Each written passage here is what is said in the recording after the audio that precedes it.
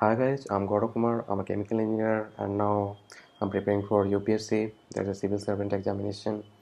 So, so in the country, that is India, there is a lot of fuss going around about the demonetization step taken by the government. So basically, today I'm going to explain what is basically demonetization, what were the factors which led the government to take this very it's like a surgical strike on black money according to the media, and what were the factors responsible for this, and what are the problems faced by the people nowadays, and basically what will be the consequences which we will see in the future. There is the in the short term, in the long term, about demonetization. So first of all, I'll be going to explain demonetization. So what basically is demonetization? So demonetization is basically taking back the currency whatever you have issued. It can be removing 50 rupee notes, 100 rupee note, or 500 rupee note, or whatever the government wants.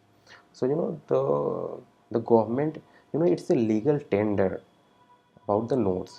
That's the government is legally bound to provide that much worth of something in the return of that currency note. That is if there is a 500 rupee currency note, then the government is legally bounded to provide 500 rupee worth of something. That is 500 rupee worth of gold, or silver, or anything whatever you want. That is the worth will be 500 rupee. And the government is legally bounded, but the government, Narendra Modi, at 8 p.m. Carried out, and like from midnight, 500 rupee note and the 1000 rupee note will not be legally bounding. So basically it means that they are not valid. Everyone one knows, but it means that the word that the note is worthless. Everybody knows that. So now, what were the reasons for the government is taking for the government to take this massive step, like a surgical strike on the black money? Basically, what is black money? Black money is not like it's like black or something like. So black money is basically like the whatever the money you are keeping, and you have not paid taxes for. The money could have been collected by different means like bribes, or something like that. And the main thing is that for income in India you have to pay taxes. That the higher the income, you have to pay more taxes. So in the after independence, you might have seen that India has a problem of very high tax rate. For in the many cases, there were 97% tax rate. That if you are earning 100 rupee, then you will be keeping only 3 rupee, and the 97 rupees will be given to the government. So 97 rupee, 97% tax were there on certain things. So after independence, so a lot of money, so of course if you are having that much high tax rate, then then who will want to pay taxes? And so a lot of black money was stocked inside the floors or walls, or hidden somewhere in the sacks and something like that. Anyways, and in the past also, you might have heard the news that from a World Bank or IMF or the economists, or some report I won, or what I remember, that in the last 10 years, approximately $54 billion, 54 billion, and you might be wondering that $1 billion is approximately 6,700 crores. And $54 billion worth of black money leaves India, and you might wonder what will be in India also. So it's a known thing that the India had a lot of black money. It's not like only the Indians know, or only our neighbor know. All over whole worldwide know that the Asia. It's not in Asia also, because what I see that the most of the countries have black money problem. It is the Brazil, Venezuela, and everywhere. In China also they are taking very much steps to curb black money and the corruption in China also. In Pakistan also, this is a very big problem that the Pakistan is also facing. That is after the Panama leaks, that the opposition is saying in the Pakistani government that you must resign and this that. And that's about the politics. But what we see that it's up to the government. They're willing to take steps or not. That is that what we see. If the government is also involved in generating the black money, then of course why they will take steps. For example, there were a lot of scams like Bofort scam or a few days earlier, you might have read in the newspapers also that there is a some uh, some defense equipment manufacturer from Russia, and and some other countries paid bribes so that their tender might be approved or they might be selected for the defense procurement. So basically it's a big problem. And yeah, one more thing I would like to say that uh, in India the gas is a major problem in India. The gas circulation is very much in India. That is, you know if if you just imagine that that if India have $100 billion economy, then approximately $17 billion out of $100 billion is in circulation in the form of notes. And every year government prints so much money. And 500 rupee notes and 500 rupee notes and 100 rupee notes comprise approximately 86% of the total value under circulation. So 86% is a big amount. And 86%, then also there is scarcity every year, and the government needs to print more and more notes. So, so basically the question is, why does this scarcity come? Because whatever the money generated by the people in the form of black money are not in the system. They are like a parallel economy. They are like a parallel economy, and they are just stashed inside the homes, or hidden somewhere. They are not in the economy. It is said as like a parallel economy running behind the normal economy. So you might have listened about the NPA issue, that is the non profitable assets of about the or the banks. So there were many factors what I see for the government to take this step. First of all, I read a report from Economist or some magazine that the banks need a lot of money so that to give loans and for the infrastructure project will end. So basically, if the bank is not having money, you are keeping that much amount of money, that's approximately 30%. Some reports say that 30% money is the black money.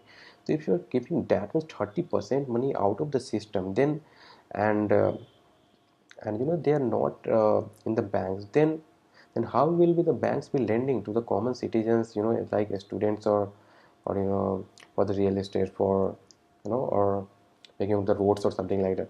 So the money needs to go to the bank, and it needs to come to the system, that is the financial system.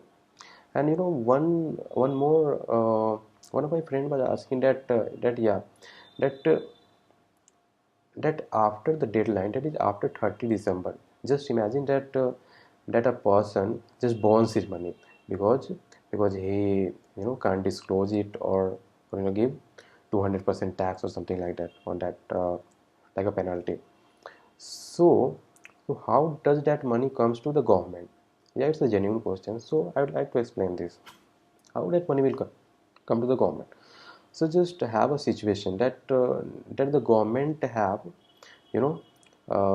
printed, or the total worth of money, that is the 500 rupee and the 1000 rupee more note that the government has was approximately, just imagine, that's just a hypothesis, that's the 20 lakh crore.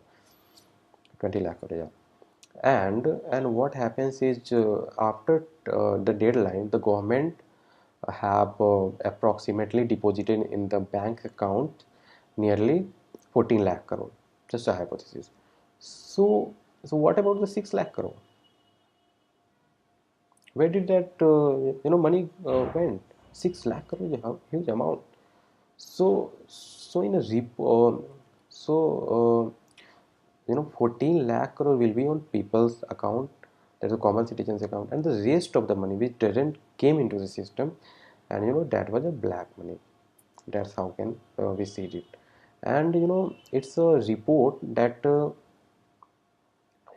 approximately there was a report that approximately $45 billion, $45 billion government will be achieving by this, or it can be more than that also. So, you might be wondering how big or small this amount is. So I would like be comparing this which the CPEC, that is the China-Pakistan Economic Corridor, that is very much Pakistan is proud of. This China have invested for so much amount. So the CPEC was approximately $45 million project, and they are taking 10 years to make it or something like that. So $45 billion project is 45 billion dollar, 1 billion dollar is 6700 crores, and 45 you might multiply in this, and how huge this amount will be. That project is indirectly coming to India, and you can invest in lot of things by that, from making of hospitals, educational institutions, roads, highways, and ports, or something like that, or you might having some anything else, whatever the government want, defense procurement, in, the bullet train project is approximately 90,000 crore rupees. 90,000 crore, you might divide it, it will be approximately $15 billion project. So like bullet train project, whatever we are taking the loan from Japan, will be totally affordable. We can make three such projects easily without this amount. So it's a huge amount, that's what I want to say. And and uh, and after 30th December, if the government is able to collect that much amount, it will be a huge achievement for the government, and in the long run. So actually, I would like to add one more point, that how this will be affecting the short term and long term. So in the short term, what I see, that yeah, the purchasing power of the people are decreasing, as there is less liquidity in the market. Liquidity basically means that how much cash is with the people, or something like that, how much money is with the people to spend. So nowadays a lot of people are having very less money, and then yeah, I know you know it's affecting the markets, and there are long queues in the ATMs and banks to exchange the money. Yeah, there was one report also that it's not only 50 days or 31st December that is take. It will be for 3 months. The government is not saying that there was a report from some ICICI or something like that. That it might take 3 months to exchange the whole the currency, because the total currency is approximately 86% valued. 86% of the money was in the form of 500 and 1000 rupee notes. So it will be taking approximately 3 months also. So so so yeah, one more thing is about the Pakistani intelligence agency, that the ISI was there was a report that they were publishing notes and of course Pakistan, and they were pushing inside by the Kolkata and Nepal border, and so whatever the cash you are pushing inside the country, it increases liquidity, and it indirectly leads to the inflation. That is basically the whatever the inflation is. If you're having 500 rupee notes, and you are spending 500 rupee, and if you are having 2000 rupee, then of course you will have a tendency to spend more, and you know indirectly the prices will rise. So it's a tactics of different government, push uh, fake fake currencies inside a system to increase the inflation and destroy this economy. And there was a problem of terror financing also, that is in Jammu and Kashmir. There was some reports of that, or the Naxalites, they were given the money to the black money to finance different undesirable activity, terrorist attacks or something like that. And there was also a report in the media that after this step, there is no no stone pelting in Jammu and Kashmir. So we can see that how was this stone pelting was happening. That is, there was one more report that that for one stone pelting, approximately 500 rupees was given per day. So it has shops in Jammu and Kashmir. So it was indirectly related to that. So these are the, and one more thing I would like to add, that is the property prices. There is one unit called kattha, that is it's like hectare in Bihar or UP or something like that. So what I compared, and when I was in my college, then we were having one discussion, and one of my friend told that in our state, is it Indore or something, in Bhopal also, the prices are not that much. That is approximately 13 or 13 or 14 lakh per katta. It's a unit of land. It's 13 or 14 lakh per katta. But in Bihar or something like that, if you go to Muzaffarpur or Patna, you will see that the property price is 50 lakh rupee per katta. So the people say that Bihar is a poor state, and why the property prices are that much high, because of corruption and the black money only, right? There's a corruption, and black money leads to a very very disastrous impact on the economy. That is, the common person is not able to make a home, buy a land, buy a house. If you go in Noida and Gurgaon, something like that, there's a property prices that for one 2 BHK flat, it's like 75 lakh, 1 crore, or something like that. How a middle class person is, or will be affordable to them. So there is one study which shows that approximately 25 percent uh, uh, will there will be decrease in the property prices. 25%, that's a huge. For example, whatever you were getting for 1 crore rupee, you will be getting 75 lakh rupee in the property sector, in the real estate sector. So that will be a very very good impact for the common citizen, and the taxpayers. So in the long run, what we see, that if the $45 billion what we were talking about, if is deposited in the bank, then the government will have lot of ways to decrease the fiscal deficit. The fiscal deficit is the difference between spending and total money whatever you have. So the fiscal deficit isn't have wasn't good in the past few years of the Indian budget. That is, it was approximately sometime approximately 5% also, or and you have to lend that money from the World Bank, or from the external sector or the banks. So so it will have a good impact on the society. And what I am seeing, that after this people are also showing responsibility, that they're standing up against the corruption. This will be the major step in the long run, that they're having they will be having, and they are having now also a psychological impact. That it's not only the government's responsibility, it's the responsibility of the common citizen to stand up against the corruption, and all the evil practices whatever there are in the society. If we stand up, if if a person is standing in line for 2.5 hours, then he will realize, the next time he will pay a bribe or something like that, he will realize that I stood up for corruption for 2.5 hours, and I am not going to pay a single money next time. And he will have the strength, he will stand up to that. So so the more I see, it will have a very very good psychological impact, and it will have a very good impact on the society. It will lead to it will have a change in mind, that the country is not only the responsibility of the government, it's the responsibility of senior common citizens to make the country better. For example, in the there was the statement, the tagline used by the Donald Trump, that make America great again.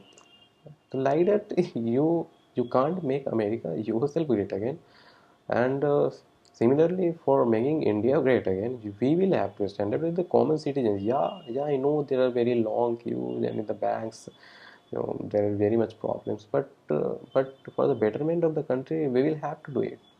We will have to do it. Otherwise, there is no. We will have to stand up, because you might have seen few years ago that Brazil was a very good developing economy, and the Brazil was having very nice growth rate. And in the BRICS, that is the committee which what was formed, the group of the country, Brazil was also a leading. But after corruption and scandals and depression, they are not able to. They're going to recession. So in the long term aspect, this will be a very very road deciding steps in India future. It's a very big step. And the next, yeah, there was one more news in the China's Daily, that the Chinese newspaper wrote that they also said that, yeah, Narendra Modi government have taken this as a big step for the curbing of the black money.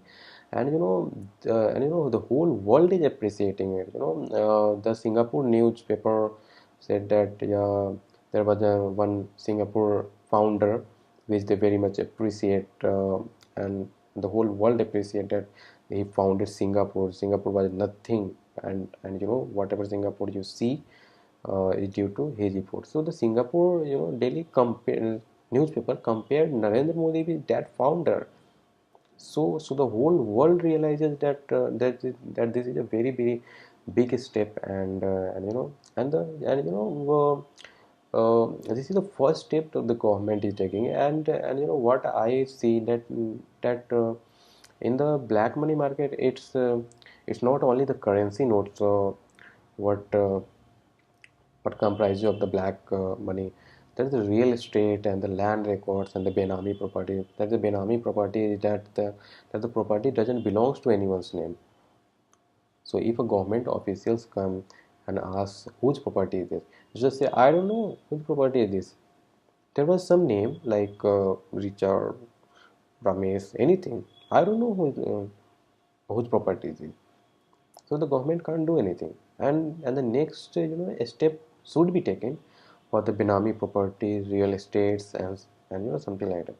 And the Benami property is a huge issue in India. Lot of property are kept in the form of Benami properties only. So the next steps also should be taken. And I'm sure the government will be taking this step, because the government in the recent speech said that this is the first step they are taking. And they will check the account from the independence of India. Every account will be taken, and steps will be taken. So have patience. Steps will be taken, and you must appreciate this government job. Thank you.